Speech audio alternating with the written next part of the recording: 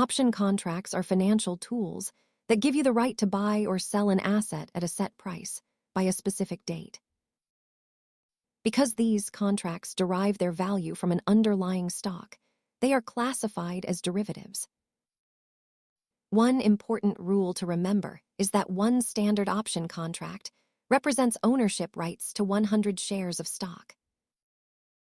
Every contract has a strike price, an expiration date, and a premium paid to the seller for the rights granted. Call options are for those who believe prices will rise, while put options are often used if someone expects prices to decline. As an option approaches its expiration date, its time value typically decreases, which is a critical risk factor for buyers.